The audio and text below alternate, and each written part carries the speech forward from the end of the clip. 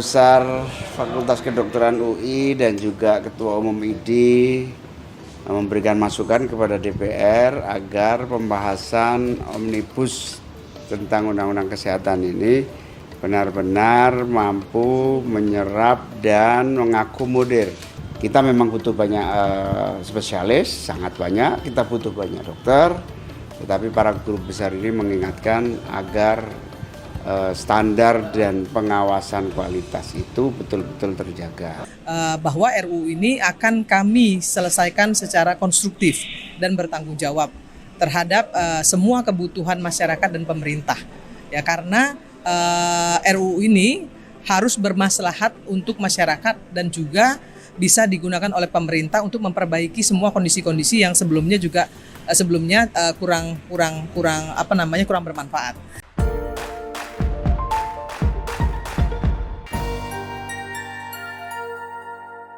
Oke, Ikatan Dokter Indonesia bersama sejumlah tenaga kesehatan lainnya menggelar aksi demonstrasi di Jakarta pada Senin tanggal 5 Juni 2023. Nah, sebenarnya apa yang terjadi dan apa yang menjadi tuntutan dari teman-teman tenaga kesehatan ini?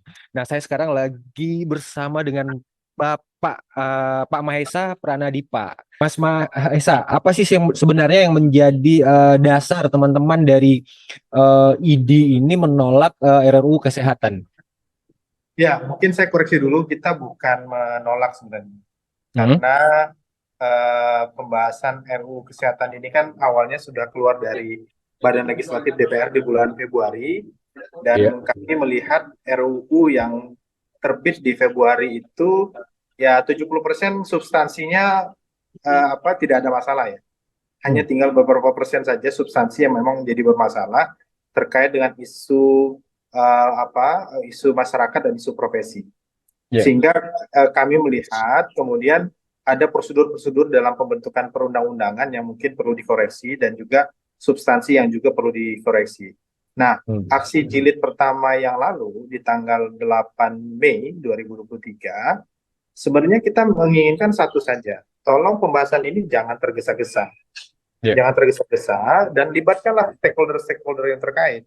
Karena kita tahu yang menyatakan menolak terhadap RUU ini tidak hanya profesi kesehatan, ada Muhammadiyah, ada PBNU, ada lembaga-lembaga yang lain, dan ini harusnya didengarkan oleh pembuat undang-undang ini. Nah, namun sayangnya sampai dengan minggu lalu pun tidak didengarkan, tidak ada juga upaya-upaya untuk mengkomunikasikan hal ini, dan kami mendapatkan informasi bahwa RUU ini jalan terus, ya kan?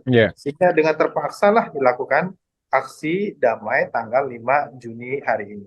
Ini RRU-nya katanya merugikan masyarakat. Nah, Mas Mahesa sendiri bisa menjelaskan apa poin-poinnya yang merugikan masyarakat, Mas?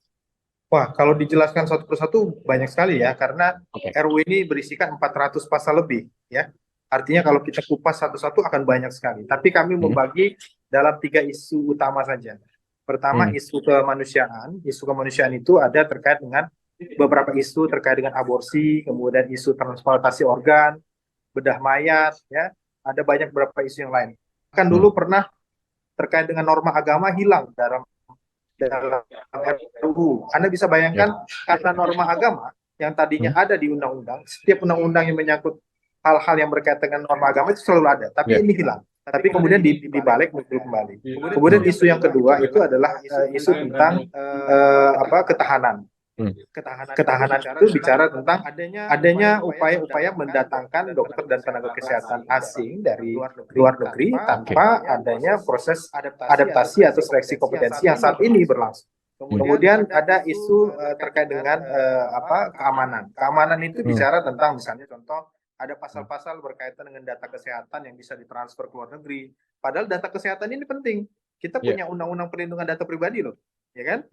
Di mana setiap orang punya hak atas perlindungan data privasinya dia tuh, apalagi data kesehatan. Tapi di undang-undang ini data itu bisa ditransfer ke luar negeri, bahkan bisa dikelola oleh sebuah penyelenggara sistem informasi di luar negeri. Belum lagi bicara tentang isu kriminalisasi tenaga kesehatan, jaminan kepada standarisasi pelayanan kepada masyarakat, ini menyangkut tentang keselamatan pasien dan lain-lain. Ini yang kami menjadi concern dari RUU. Oke, Mas.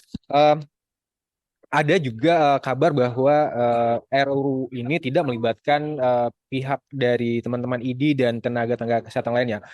Apakah informasi itu benar, Mas? Jadi ada proses apa namanya RDPU Mhm. di DPR, kemudian ada proses public hearing diundang di RDPU DPR, kita diundang Mhm. juga di public hearing Kementerian Mhm. Kesehatan. Tetapi kalau kita mengacu kepada Undang-Undang Nomor 13 Tahun 2022 yang Mhm. disebut dengan perlibatan secara bermakna atau meaningful participation, itu tidak hanya diundang saja, tetapi diundang, didengarkan masukannya, kemudian dari Mhm. masukan-masukan tersebut, mana yang diterima, mana yang ditolak, itu harus dijelaskan kenapa Yep. ditolak, misalnya. Dan itu tidak terjadi. Nah, Jadi yang terjadi adalah mekanisme hanya satu mekanisme saja. Kita diundang ya. untuk didengarkan, setelah itu selesai gitu. Kita nggak tahu mana yang Hmm. diterima, mana yang ditolak. Dan ditolak pun kita nggak tahu kenapa alasan ditolak masukan-masukan kita. Ya. Gitu. Tapi ada Seperti itu jadinya. logikanya Jadi secara dari prinsip undang-undangnya tidak dijalankan. ya. Ada pendapat dari Komisi 9 ya, Komisi DPR dari Ya, DPR yang Komisi 9 betul. Komisi 9 yang menyatakan bahwa sebetulnya undang-undang RUU ini adalah justru membantu teman-teman tenaga kesehatan. Itu Mas Maisal lihatnya seperti apa? Nah, membantunya gimana? Kalau Hmm. membantunya apa organisasi profesinya aja tidak didengarkan, membantunya gimana? Ya kan? Hmm. Kemudian bicara tentang pasal-pasal yang menyangkut tentang profesi kesehatan. Juga Hmm. itu pun menjadi masalah. Masukan-masukan secara resmi kita sampaikan Hmm. kepada panja. Tetapi kan itu tidak dimuat, tidak didengarkan. Dan Ya. kami tidak mendapat transparansi mengenai apakah masukan kita itu didengarkan atau tidak. Contoh misalnya tentang Ya. kriminalisasi tenaga kesehatan. Tadi Hmm. sempat dapat informasi kalau tidak ada kriminalisasi tenaga kesehatan. Hmm. Tetapi nyatanya ada pasal-pasal yang Ya. membuka ruang tenaga kesehatan itu digugat secara hukum, dan itu sangat dipermudah. Hmm. Mungkin Mas Ahmad bisa membandingkan dengan undang-undang advokat. Undang-undang advokat Ya. itu berbunyi sangat jelas. Pasalnya sangat-sangat jelas berbunyi bahwa advokat yang menjalankan profesinya itu tidak Hah? bisa dipidana baik secara tidak bisa digugat baik secara pidana maupun perdata. Itu seorang Ya. advokat. Tetapi bagi seorang dokter dan tenaga kesehatan itu tidak berlaku. Bahkan ketika seorang Hmm. dokter lagi disanksi etik pun, masyarakat bisa menggugat melalui jalur hukum. Hmm. Gitu. Nah, jadi dari situ kita melihatnya kita profesi yang selama ini mengedepankan kemanusiaan, tapi kok Ya. kenapa gugatan secara hukum itu sangat mudah sekali di Hmm. RUU ini gitu loh. Dan ini menjadi kekhawatiran kami terkait dengan fenomena yang dikenal dengan fenomena defensive medicine. Mungkin Hmm. banyak masyarakat tidak paham apa itu defensive medicine. Saat ini sudah muncul fenomena itu, di mana seorang dokter akan sangat berhati-hati sehingga melakukan prosedur-prosedur tambahan ketika Hmm. melakukan pemeriksaan kepada pasien. Contoh misalnya tidak perlu pemeriksaan laboratorium A, dilakukan pemeriksaan laboratorium A. Tidak perlu dilakukan Hmm. pemeriksaan CT scan atau hal yang lain, dilakukan pemeriksaan. Itu karena ketakutan. Ya. Nah, akibat ketakutan tersebut, akibatnya apa? Yang terjadi, pasien akan mengalami birokrasi pelayanan yang sangat panjang. Hmm. Belum kemudian beban biayanya. Dan itu terjadi di hampir semua negara di mana fenomena gugatan secara hukum itu marak dilakukan. Nah, kita tidak mau itu terjadi. Gitu. Oke, Mas. Ada lagi, Mas. RUU Kesehatan ini mengatur tentang aturan aturan WNA tenaga kesehatan. Nah, Ya. tanggapan Bang Mahesa seperti apa nih? Ya, jadi kami harus sampaikan bahwa kita tidak pernah anti terhadap dokter asing. Selama ini kita menerima dokter asing subspesialis dari luar negeri masuk ke Indonesia, tujuannya untuk ahli teknologi, ngajarin dokter-dokter kita. Setelah dokter kita handal, dia kembali ke negaranya. Itu kita open selama ini. Dari beberapa institusi luar negeri kita terima. Bahkan beberapa kali seminar-seminar internasional diselenggarakan di Indonesia pun kita melibatkan dokter-dokter asing. Artinya jangan ada statement bahwa kita anti dokter asing. Enggak, kita enggak anti dokter asing. Yang kita anti itu adalah dokter asing yang masuk ke Indonesia dengan kompetensi yang masih diragukan tapi melayani masyarakat. Kan kita tidak mau itu terjadi. Kita tidak mau keluarga saya, keluarga Mas Ahmad, atau keluarga kita semua dilayani oleh dokter yang tidak berkompeten. Kita tidak hanya bicara dokter asing saja. Kita bicara juga dokter lulusan Indonesia. Ya, artinya perlakuannya sama. Bahwa dokter lulusan Indonesia maupun dokter lulusan asing harusnya dikedepankan seleksi kompetensinya. Supaya apa? Ketika dia terjun ke tengah masyarakat, maka kita bisa pastikan dokter itu benar-benar handal, sehingga keselamatan pasien menjadi lebih utama. Tapi di RUU ini, saya harus sampaikan, di RUU ini ada pasal yang berbunyi, dokter yang berpraktik 5 tahun di negaranya, itu tanpa harus diseleksi kompetensinya, tanpa harus adaptasi, sehingga dia bisa langsung praktek di negara kita. Nah, dari mana kita tahu bahwa seorang yang praktik 5 tahun itu benar-benar kompeten di negara kita? Padahal ada hambatan kurikulum, ada hambatan bahasa, yang sebenarnya kita harus seleksi dulu sebelum dia turun ke tengah-tengah masyarakat. Karena tujuan utama kita adalah menjaga keselamatan masyarakat. Itu yang menjadi poin pentingnya, Mas Ahmad. Ya, oke. Terkait dengan liberalisasi, Mas. Jadi teman-teman dari kontra ini juga mengatakan bahwa ini bagian dari liberalisasi kesehatan di Indonesia. Ini seperti apa? Bisa dijelaskan, Mas Mahesa? Ya, bicara tentang kesehatan ini kan hak fundamental dan hak konstitusional. Di Undang-Undang Dasar Negara kita berbunyi sangat jelas sekali bahwa pemerintah atau negara melindungi segenap tumpah darah Indonesia dan seluruh tumpah darah Indonesia.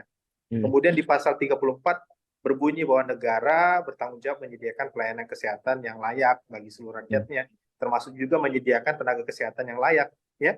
Nah, artinya apa? Kalau kita bicara tentang tanggung jawab negara dalam konteks ini, bicaranya ya harusnya untuk menyediakan itu dengan sumber daya dengan sumber dayanya sendiri dong, diutamakan dulu gitu kan. Jangan gara-gara misalnya ada anak kita nakal, ya udah kamu nggak usah bantuin di rumah, ibu akan tarik orang lain untuk masuk di rumah. Masa cara begitu berpikirnya? Kita harus berpikirnya adalah jika ada yang tidak beres dalam sistem kesehatan kita, ayo dibenahin dan upayakan agar sistem kesehatan itu baik sehingga kita bisa menjadi negara yang mandiri, swadaya terhadap kesehatan. Ingat, 2045 100 tahun kemerdekaan. Apakah kita mau 100 tahun kemerdekaan kita justru putra-putri bangsa kita sendiri itu dokter-dokter dan tenaga kesehatan warga negara Indonesia tidak bisa berbakti di negaranya sendiri. Karena apa? Karena negara menganggap dokter asing atau tenaga kesehatan asing lebih gampang masuk, investor asing lebih gampang masuk, sehingga pelayanan kesehatan lebih gampang dikelola. Sehingga negara kita atau putra-putri kita atau kita pun menjadi terasing di negara sendiri gitu kan ke depannya. Dan ini menjadi kekhawatiran kita bersama gitu, Mas. Oke, Mas. Ini terkait dengan peran menteri. Katanya menteri akan jadi penentu kebijakan kesehatan dari hulu ke hilir. Apakah memang benar itu, Mas Mahesa?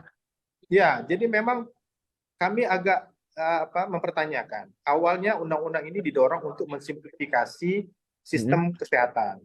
Ya, jadi banyak lembaga-lembaga yang dilebur, ya, ditaruh di bawah menteri, yang seharusnya di bawah presiden, ditaruhnya di bawah menteri.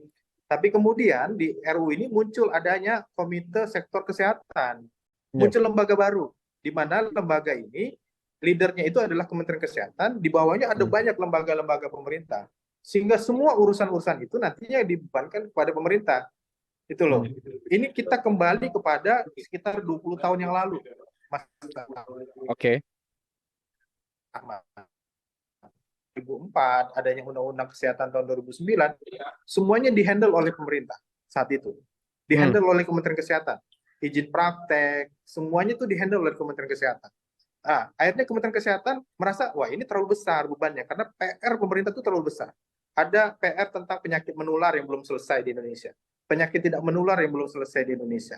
Ada persoalan gizi yang belum selesai. Kemudian semua persoalan administrasi dipegang oleh Kementerian Kesehatan, sehingga didelegasikanlah kewenangan-kewenangan tersebut ke lembaga-lembaga. Ada konsil kedokteran, ada organisasi profesi, ada dinas kesehatan setempat, sehingga kewenangan itu bisa terbagikan. Dan itu menjadi prinsip dari reformasi 98. Tetapi di RUU ini semuanya dikembalikan lagi kepada pemerintah, dalam hal ini Kementerian Kesehatan. Anda bisa bayangkan yang dulunya sudah didelegasikan, sekarang ditarik lagi semuanya. Dengan reasoning bahwa ini kewenangan pemerintah. Loh, iya benar kewenangan pemerintah. Tapi kewenangan ini dulunya berat karena PR pemerintah itu besar gitu loh, banyak. Selama pandemi kan kita tahu persis bagaimana mengatasi pandemi, kan pemerintah nggak bisa sendiri. Pemerintah menggandeng semua stakeholder. Itu harusnya menjadi pelajaran bagi kita semua bahwa pandemi mengajarkan kita untuk kita berkolaborasi. Jangan semuanya dihandle gitu. Karena nggak mampu pemerintah menghandle itu sendiri. Gitu ya. Oke, Mas. Ini pernyataan terakhir, Mas. ada isu jika teman-teman tuntutan teman-teman tenaga kesehatan ini ditolak, maka akan ada mogok nasional. Ini informasi ini valid nggak, Mas Mahesa? Ya, antara aksi mogok itu kan hak setiap warga negara untuk Ya, menyampaikan apa. Artinya itu dilindungi oleh konstitusi. oke. Dan itu merupakan langkah terakhir Hmm, jika komunikasi ini tetap buntu. Jika hmm, RUU Kesehatan ini tetap dilahirkan dengan isinya dan prosedurnya yang menyalahi hak-hak fundamental dan hak-hak konstitusional. Itu oke, menjadi langkah terakhir kami, ya. hmm, Jadi kami tidak berharap itu terjadi, Mas. Seandainya oke, RUU ini stop dulu hmm, pembahasannya, kemudian stakeholder diajak bicara, ya, ini tidak akan hmm, terjadi. Tapi kalau ini tetap dipaksakan, ya ini akan terjadi. Dan kami tetap pastikan adalah keselamatan masyarakat yang membutuhkan pelayanan, terutama pelayanan-pelayanan darurat itu akan menjadi dilayani. Gitu. ya, ya justru itu Mas. Jadi ketika teman-teman mogok, bagaimana dengan warga yang membutuhkan kesehatan itu tentu menjadi polemik juga nanti Mas ya. Ya, ya, kan sama seperti hari libur. Hari libur kan Ya, kalau masyarakat butuh pelayanan kan tetap bisa dilayanin kan? oke, baik Mas. Iya. Oke, Um, oke Mas, mungkin cukup sekian Mas Mahesa. Ya. Terima kasih Mas atas waktunya di Liputan 6 Talks.